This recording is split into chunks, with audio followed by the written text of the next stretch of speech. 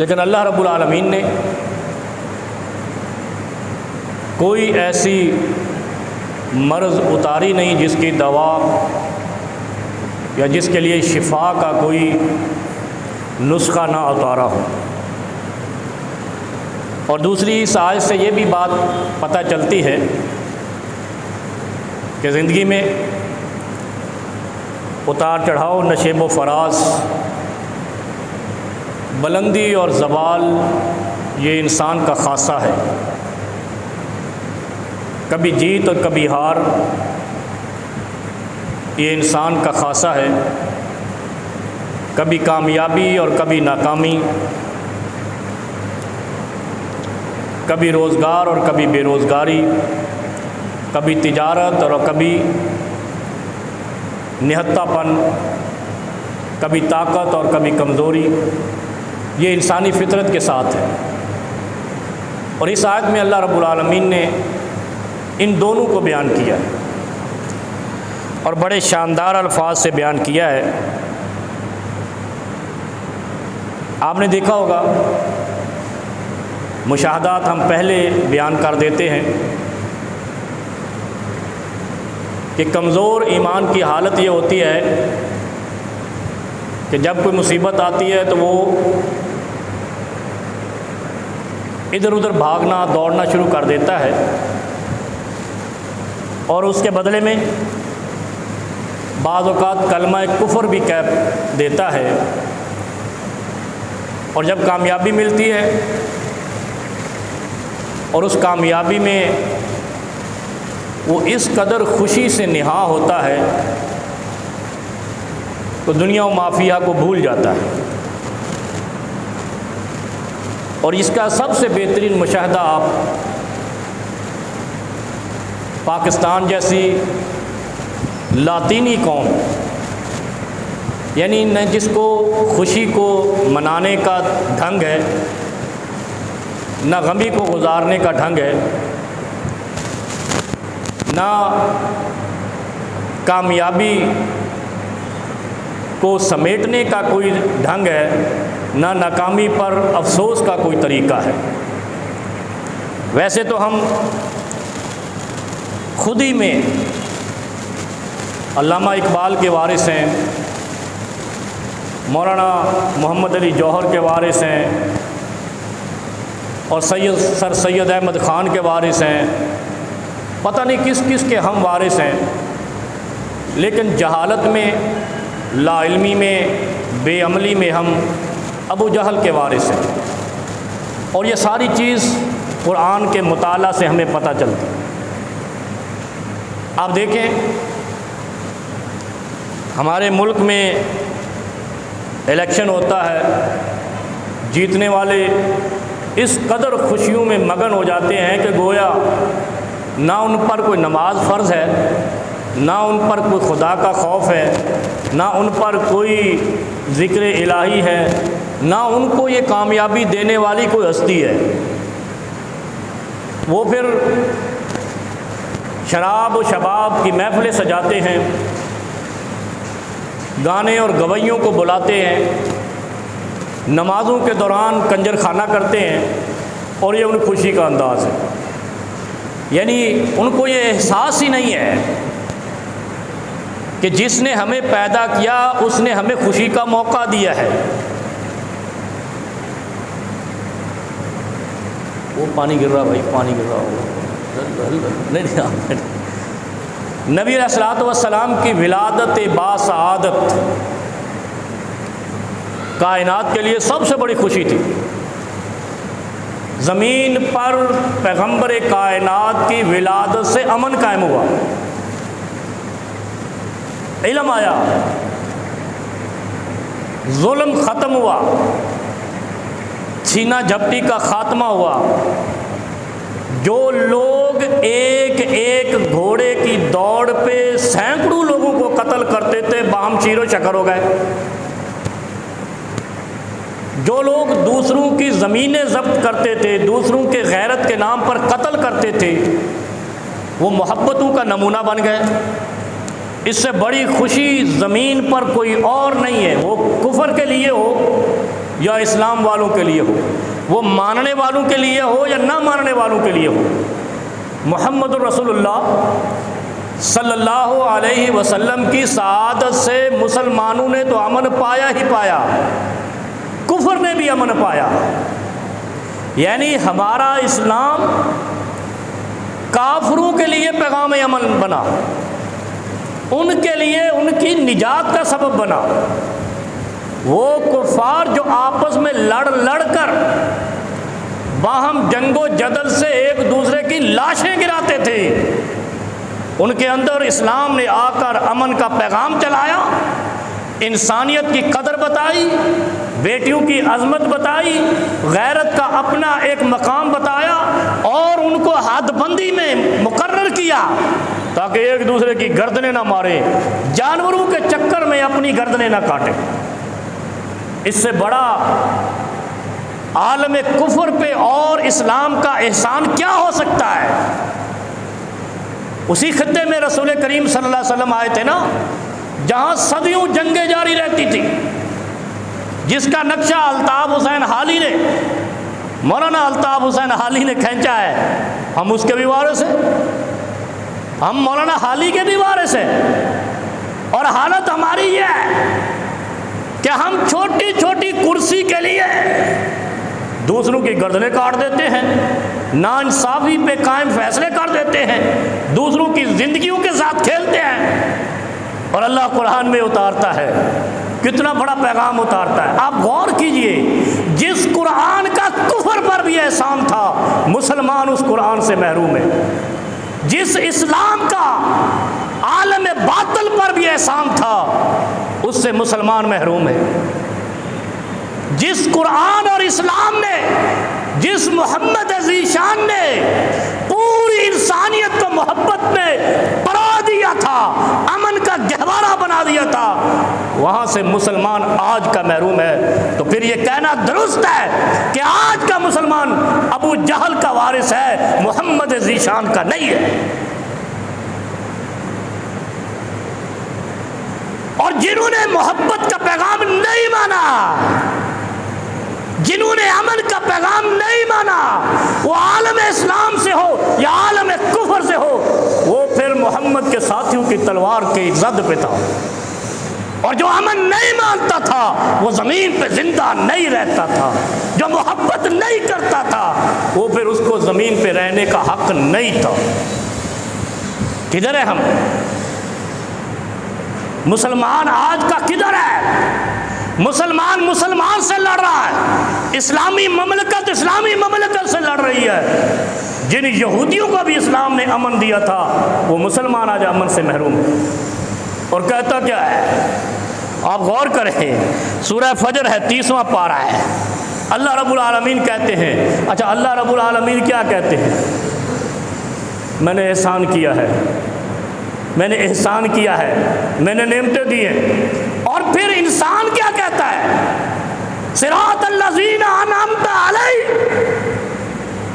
جب مسلمان سورہ فاتحہ پڑھتا ہے، فاتحہ افتتاح سے ہے، ایمان کی افتتاح یہاں سے ہوتی ہے، یقین کی افتتاح یہاں سے ہوتی ہے، تیرے دین کی ابتدا یہاں سے ہوتی ہے، اور تو کہتا کیا ہے؟ صراط الذین انعمت علیہم۔ اللہ اس طرح کر دے جس طرح تو نے انعام والوں کو کر دیا۔ انعام والے کون تھے؟ جن پر من و سلوہ آیا، جن کو دریا عبور کرا دیا، جن کو آگ سے باہر نکال لیا، جن کو کشتی پہ سوار کر کے کفر کو برباد کر دیا، نافرمانوں کو برباد کر دیا، جنہوں نے اسماعیل علیہ السلام کی ایڑی سے پانی نکالا، وہ انعام والے تھے۔ ہم دعا کرتے ہیں اللہ ان کا راستے پہ ہمیں چلا، صراط الذین انعمت علیہم۔ اور حرکتیں کیا ہے؟ ہماری ایڑیاں بھی دوسروں کے خلاف، ہماری زبانیں بھی مسلمان کے خلاف، ہمارے ہاتھ بھی مسلمان کے خلاف، ہماری سوچ بھی مسلمان کے خلاف، ہماری زبان تلوار کی طرح مسلمان کے عزت و ناموس کو تار تار کرتی ہے، اور ہم کہتے ہیں ہم محمد رسول اللہ کے وارث ہیں۔ یہ جھوٹ ہے، یہ کذب ہے۔ یہ کذب بواہ ہے، یہ بکواس ہے، یہ خدا اور رسول کو دھوکہ ہے، اسلام اور قرآن کو دھوکہ ہے اگر ہم مسلمان کے خلاف زبان چلاتے ہیں۔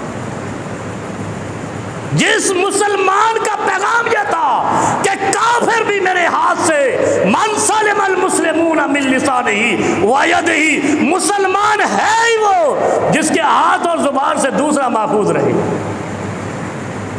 سنیے حدیث، صحیح حدیث، مسلمان اس کو کہتے ہیں جس کے ہاتھ اور زبان سے دوسرا محفوظ رہے، اور ہمارے ہاتھ اور زبان سے کوئی محفوظ ہی نہیں ہے۔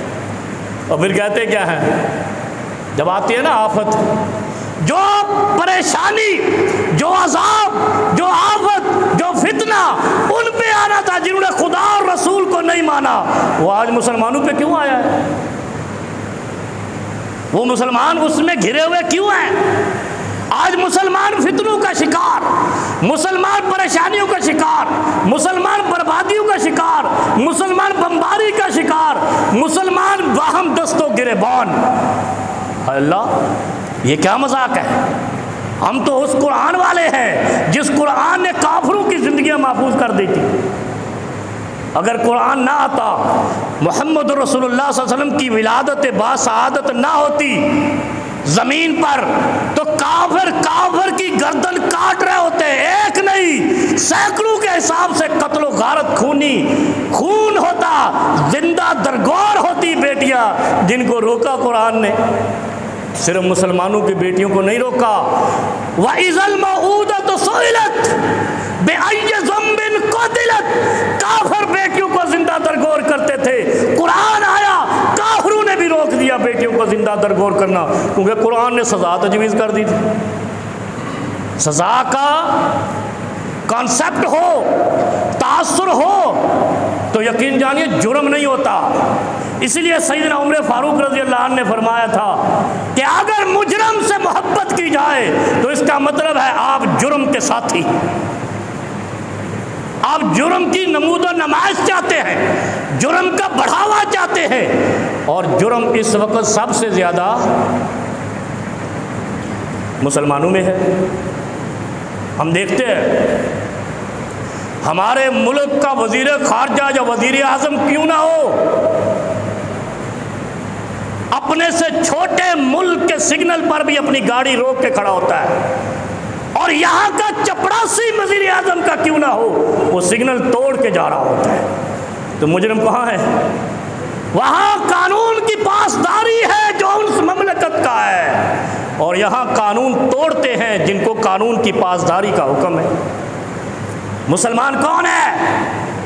جس کی شرط یہ ہے، شرط اول اطیع اللہ و اطیع الرسول، اللہ کی اطاعت کرنی ہے، اس کے محبوب کی فرما برداری کرنی ہے۔ مسلمان کو تو سکھائی فرما برداری گئی ہے، اور یہ نافرمان ہے، یہ باغی ہے، یہ سرکش ہے، پھر چیختا ہے، پھر روتا ہے، پھر کرلاتا ہے، پھر بھاگتا دوڑتا ہے، کبھی کسی دربار پہ ٹلی باندھتا ہے، کبھی کسی پہ کپڑا باندھتا ہے، کبھی کسی پہ جھنڈی لگاتا ہے، کبھی کسی مسٹنڈے کو بکرا دیتا ہے، کبھی کسی مسٹنڈے کو دمبا دیتا ہے۔ میرے حالات درست ہو جائیں، جب تک مسلمان قرآن کی طرف نہیں آئے گا اسی طرح پریشانی میں مبتلا رہے گا۔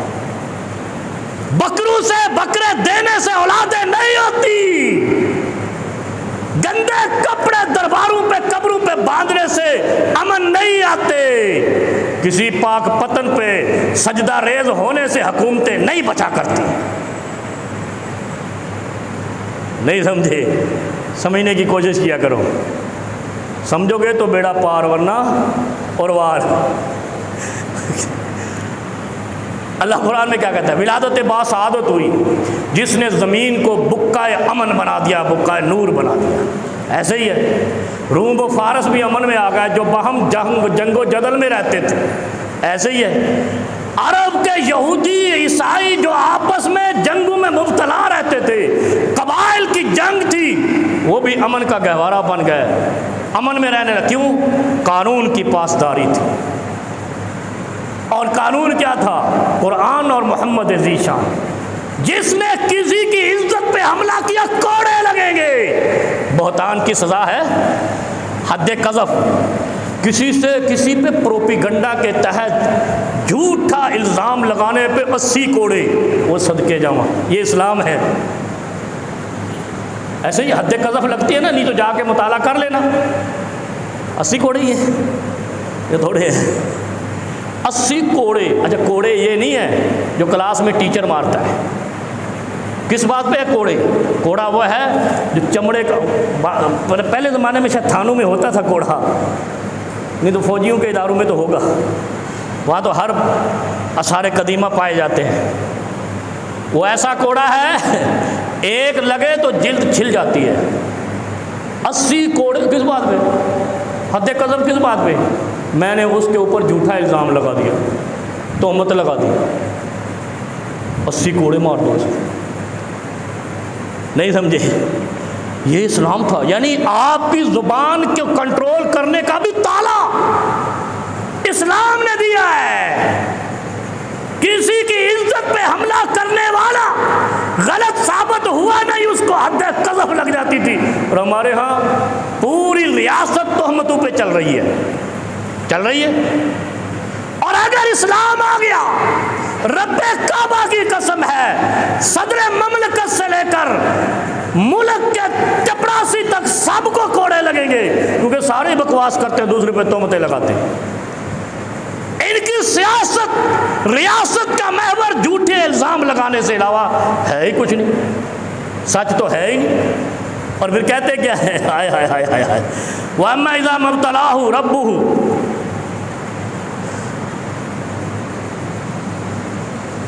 جب اللہ کوئی آزمائش دیتا ہے نا، وَأَمَّا إِذَا مَا ابْتَلَاهُ فَقَدَرَ عَلَيْهِ رِزْقَهُ، کیا کہتے ہیں؟ فقدر علیہ رزق کا مطلب کیا ہے؟ کبھی سوچا ہے یہ؟ اوئے اوئے اوئے، اچھا پاکستان پر کبھی رزق کشادہ ہوا ہی نہیں ہے، کیونکہ یہاں ایک سے بڑھ کر ایک کذاب آیا ہے، ایک سے بڑھ کر ایک تہمت باز آیا ہے، ایک سے بڑھ کر ایک الزام تراش آیا ہے، ایک سے بڑھ کر ایک اپنے ہی لوگوں پر ان کی عزتوں کو تار تار کرنے والا آیا ہے۔ کبھی سنا پاکستان نازک موڑ سے گزرا ہے، کبھی حالات درست ہوئے ہیں، کبھی ہم خوشحال ہوئے ہیں، کیوں نہیں ہوئے؟ کبھی سوچا ہے اس پہ؟ اور سورہ فجر ہے، فجر پتہ کس کو کہتے ہیں؟ فجر، ہم فجر کی نماز پڑھتے ہیں، بڑے خوشی سے پڑھتے ہیں، وہ چاہے ہمارے مسلمانوں میں سب سے زیادہ کم تعداد فجر میں ہوتی ہے، لیکن فجر کا معنی کیا ہے؟ آئے ہائے ہائے، جس دن فجر کا معنی آ گیا نا، اس دن سارا کچھ درست ہو جائے گا۔ فجر کا معنی ہوتا ہے پھٹنا، بم پھٹنا، ایٹم بم پھٹنا، غبارے کا پھٹنا، ٹائر کا پھٹنا، اور پو کا پھٹنا، صبح کا پھٹنا۔ رات کی تاریکی پھٹتی ہے، صبح صادق طلوع ہوتی ہے، اس کو کہتے ہیں پھٹنا۔ اور جو سورہ فجر ہے، دیکھو اس کا عنوان دیکھو اور اس کا مضمون دیکھو۔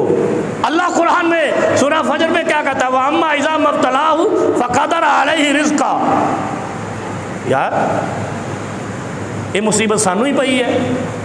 فَقَدَرَ عَلَيْهِ رِزْقَهُ کا مطلب ہوتا ہے رزق تنگ کر دیتا ہے، اللہ تقدیر سے کم کر دیتا ہے۔ رب نے تقدیر میں لکھا تھا فارچونر لے گا، وہ مہران پہ ہی بس ہو گئی اس کی۔ رب نے تقدیر میں لکھا تھا وزیر اعظم بنے گا، وہ جیل میں چلا گیا۔ رب نے تقدیر میں لکھا تھا بڑا افسر بنے گا، وہ بے روزگار پھر رہا ہے۔ یہ پاکستان میں ہے یا نہیں ہے؟ یار یہ قرآن ہے، کیوں مذاق بنا رکھا ہے قرآن کو؟ جاہل مولویوں کے پاس نہیں جایا کرو، پہلے مولوی کی سند چیک کیا کرو۔ یہ اکثر میں جمعوں میں کہتا رہتا ہے، مولوی فتنہ بنے ہوئے ہیں معاشرے میں۔ جس وقت مولوی گروہ بن گئے تو حقیقت نکل گئی، حق نکل گیا، کیونکہ میری پارٹی تو میں اس کی فیور کروں گا یا دوسرے کی فیور کروں گا۔ پریشان ہو رہے ہیں تھوڑا سا۔ جو مولوی جس گروہ کا ہوگا وہ اسی کو سچا کرنے کے لیے سچ اور جھوٹ ملائے گا، حق سے دور چلا جائے گا۔ اور جو قرآن اور نبی عزیز شان کی بات کرے گا وہی حق پہ رہے گا، وہی طائفہ منصورہ بن جائے گا، اطیع اللہ و اطیع الرسول رہ جائے گا۔ جو تیسری چیز تو ہے ہی نہیں تھی دین میں، اللہ اور رسول کی اطاعت تھی، قرآن کہتا ہے، تو تیسرے امام کہاں سے آ گئے؟ یہ ڈھونڈنا پڑے گا۔ اور جب سے امام آئے وہاں سے فتنے آئے، جب سے امام آئے وہاں سے گروہ آئے، جہاں سے امام آئے وہاں سے انتشار آیا، جہاں سے امام آئے ہم نے اپنے اپنے امام کی فیور میں قرآن کو ٹکرایا، قرآن پڑھنے سے روک دیا۔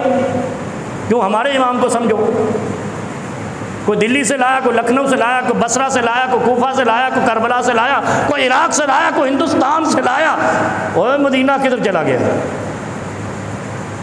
ہمارا امام تو مدینے میں آیا، مدینے میں پلٹ کے جانا ہے، حشر مدینے میں لگنا ہے، حساب مدینے میں ہونا ہے، نجات مدینے والے سے ہونی ہے، اس کے علاوہ ہونی نہیں۔ جب تک مدینے والے کی سفارش نہیں، نجات نہیں، کامیابی نہیں، جنت نہیں، فلاح نہیں، خوشحالی نہیں، امن نہیں۔ مدینے والے تاجدار کی شریعت میں امن بھی ہے، کفار کے لیے بھی امن ہے، باغیوں کے لیے بھی امن ہے، سرکشوں کے لیے بھی امن ہے۔ قرآن بکا امن ہے، محمد عزیز شان سراپا امن اور محبت ہے۔ اتنی بات تھی۔ اور اللہ کیا کہتا ہے؟ وَأَمَّا إِذَا مَا ابْتَلَاهُ فَقَدَرَ عَلَيْهِ رِزْقَهُ۔ پریشان کیوں ہیں بھائی جی؟ بہہ رہا ہوں۔ اور جب اللہ کسی قوم کو آزمائش میں ڈالتا ہے فَقَدَرَ عَلَيْهِ رِزْقَهُ، تھوڑا رزق گھٹ دیتا ہے، تنگ کر دیتا، تھوڑا کر دیتا ہے رزق۔ ہمارے ہاں کوئی مزدوری کرے نا، سارا دن مزدوری کرے، میں 1500 لے گا، 2000 لوں گا، اور مزدوری کرانے والا اس کو 1000 روپے دے، تو کیسے چھلانگے لگاتا وہ؟ میری مزدوری اتنی، میں نے محنت کی ہے، میں مزدور، میں تماشا لگا دیتا ہے۔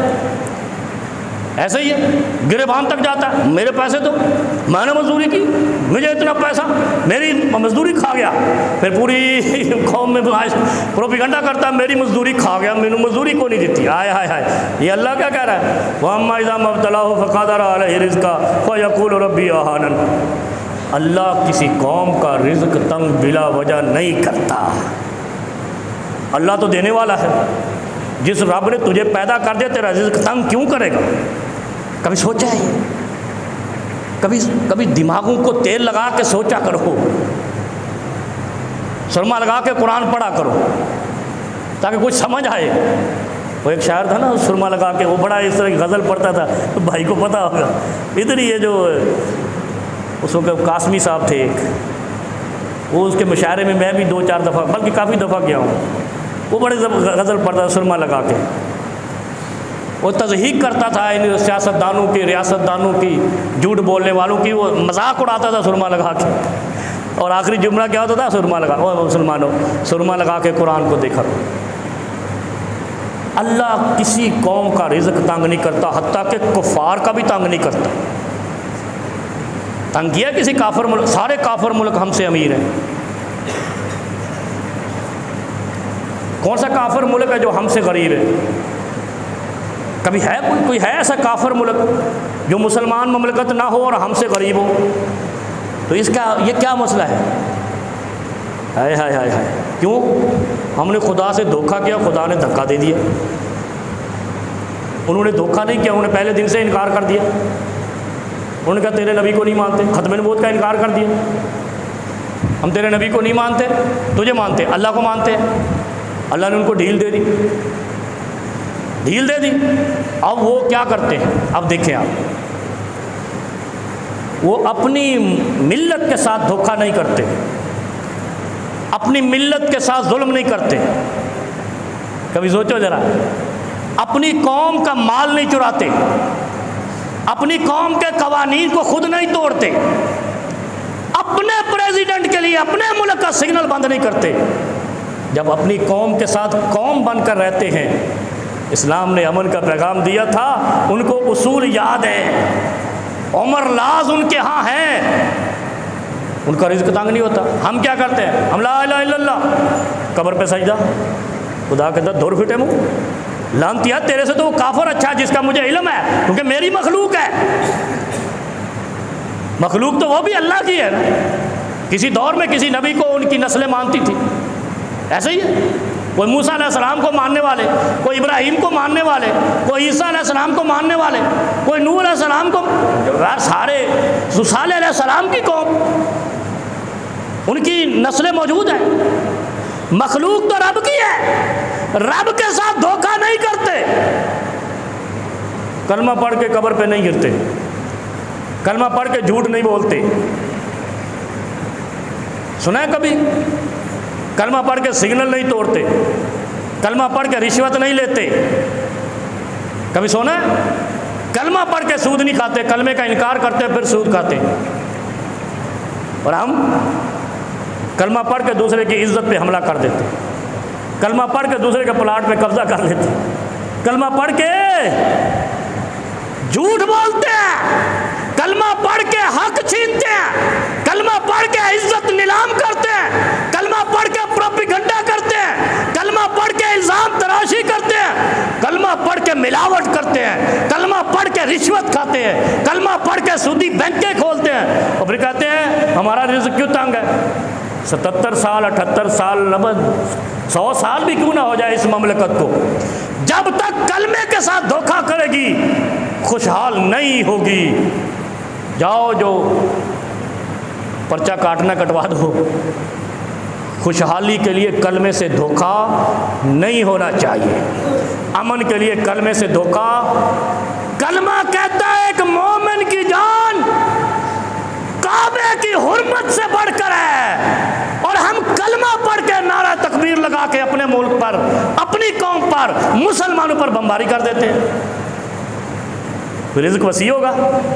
وَأَمَّا إِذَا مَا ابْتَلَاهُ فَقَدَرَ عَلَيْهِ رِزْقَهُ. خدا کسی قوم کا رزق بند نہیں کرتا جب تک کہ وہ قوم خود خدا سے جنگ نہیں کرتی. نہیں سمجھے؟ ہماری قوم، ہمارے ادارے، ہماری ریاست، ہماری مملکت، ہماری حکومت خدا سے جنگ کرتی ہے. پھر کہتی ہے IMF قرضہ دے دے، فلانا دے دے، دھمکانہ دے دے، کوئی ہمیں کپڑے دے دے، کوئی ہمیں گیس کے چولہے دے دے، کوئی ہمیں جوتے دے دے، کوئی ہمیں بھیک دے دے. یہ ہماری ریاست ہے، یہ مسلمان ہیں ہم. ہائے ہائے. اور جب انصاف کرنے کی باری آتی ہے تو ہم 10 سال ان لوگوں کو بھی سزا دے دیتے ہیں جو نہ اس پارٹی میں تھے نہ اس شہر میں تھے. ہوا ہے نا پاکستان میں. اور پھر کہتے ہیں ہمارے ہمارے معاملات ہی درست نہیں، ہمارا ریاست کا خزانہ خالی. 205 روپے چینی کر دی. یہ چینی تم بھلے 600 روپے تک لے جاؤ، جب تک کلمے سے دھوکہ کرو گے نہال نہیں ہو جاؤ. اور اس کی وجہ آپ ہیں، یہ قوم ہے. جب تک عرب کے لوگ اٹھے نہیں جاہلیت کا پردہ چھٹا نہیں سمجھے. عرب والوں نے جب تک قربانی نہیں دی امن نہیں ملا ان کو. عرب والے جب کھڑے نہیں ہوئے محمد رسول اللہ صلی اللہ علیہ وسلم کے ساتھ تب تک ان کو خوشی نہیں ملی، قتل و غارت ملی تھی. پاکستان اس وقت تک قتل و غارت میں ملوث رہے گا، قتل و غارت ہوتی رہے گی، خون بہتا رہے گا. کلمہ پڑھ کر بھی بہائیں گے، کلمے کے منکر بھی بہائیں گے، کافر بھی ان کو ماریں گے، مسلمان بھی ان کو ماریں گے، جب تک یہ خود کھڑے نہیں ہوں گے. کیونکہ کائنات کے امام نے کہا تھا یا معشر الشباب، اے نوجوانوں کی جماعت. نوجوان کفر کا ہو اسلام کا ہو وہ کسی بھی معاشرے کی ریڑھ کی ہڈی ہے. 75 سال کا بابا نہیں، 90 سال کا بزرگ نہیں. اور نوجوان یہاں کے کیا کرتے ہیں نا، ٹک ٹاک پہ ناچ رہے ہیں، یوٹیوب پہ چھلانگیں لگا رہے ہیں. یہ ان کے حالات درست ہوں گے تو پھر اللہ نے قرآن میں صحیح کہا ہے خدا کسی قوم کا رزق تنگ نہیں کرتا جب تک وہ خدا سے جنگ نہیں کرتی.